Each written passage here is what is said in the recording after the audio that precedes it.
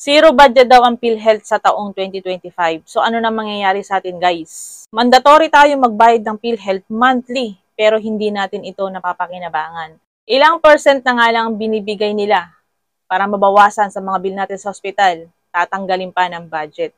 So ano na ang mangyayari sa mamamayang Pilipino? Parang ganito kasi ang mangyayari niyan, guys. Tinanggalan ng budget ang PhilHealth sa taong 2025 kasi mag-e-election na.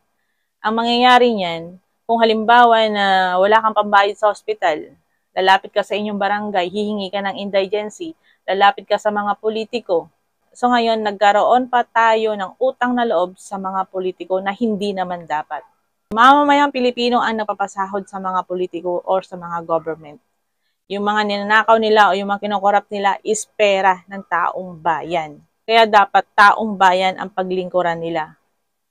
Maraming nakikinabang sa PhilHealth o sa mga malasakit center, yung mga kapuspalad na hindi kayang magbayad ng mga bill sa mga hospital.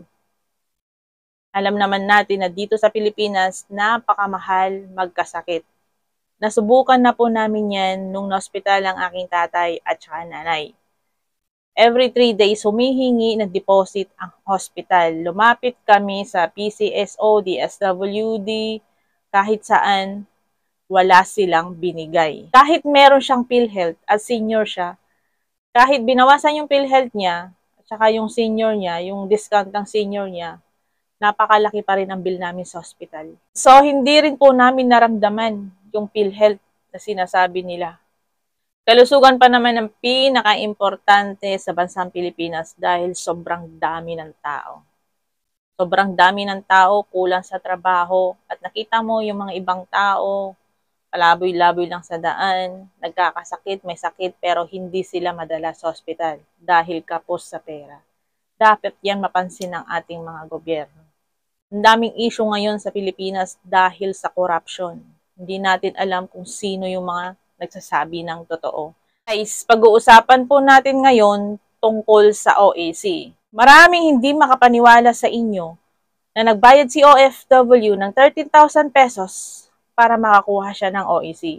Kahit nga ako, guys, hindi ako makapaniwala bakit siya nagbayad ng ganon. Bakit may mga OFW na naloloko? Halimbawa po, umalis ka sa bansang Pilipinas na ang visa mo is tourist visa or visit visa. Pumunta ka sa ibang bansa para magbakasyon, pero doon ka nakahanap ng iyong trabaho. Yung tourist visa mo o kaya yung visit visa mo, napalitan na ito ng working visa. So ngayon, naisip mo na magbakasyon sa Pilipinas. Pag magbabakasyon ka sa Pilipinas at babalik ka sa abroad kung saan ka nagtatrabaho, kailangan po dyan ng verified contract at saka OAC. Karamihan po sa mga kababayan natin, ganito ang ginagawa kasi mas malaki ang sweldo pag direct ka. So wala siyang ka-record sa DMW at saka sa OWA. Hindi rin siya nakaregister sa e-registration. Paano nga ba kayo makakuha ng OEC online? So pumunta lamang po kayo sa onlineservices.dmw.gov.ph. Tapos mag-register po kayo sa e-registration. Doon po sa right side, may mga makikita po kayo doon na balik manggagawa, OFW record, lahat po doon nandun ang kailangan nyo bilang isang balik manggagawa. Kaya kailangan po, wag nyo pong kalilimutan ang inyong mga email address. Kung nakalimutan naman ninyo ang inyong mga email address or password, meron naman po dong account recovery. Hindi nyo na kailangang pumunta pa sa DMW. Yung mga pumupunta po sa DMW, para kumuha po ng OEC, kailangan po doon ng appointment. Paano kumuha ng appointment? Kailangan nyo din pong mag-register sa e-registration.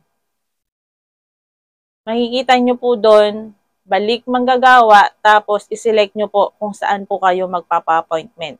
May nakalagay po doon kung saang branch po kayo malapit. Kahit nasa abroad po kayo, mag-register po kayo ng e-registration. Para pag once na nagbakasyon po kayo at gusto nyong kumuha ng OEC online, makakakuha po kayo. Wala po itong bayad. Pero pag nagpa-appointment ka sa DMW, minsan humihingi sila ng 100 pesos up to 200 pesos. Base sa mga OFW na nakausap ko. Marami ding nagulat doon sa pinost ko. Bakit nagbayad siya ng 13,000 pesos para makakuha ng OEC?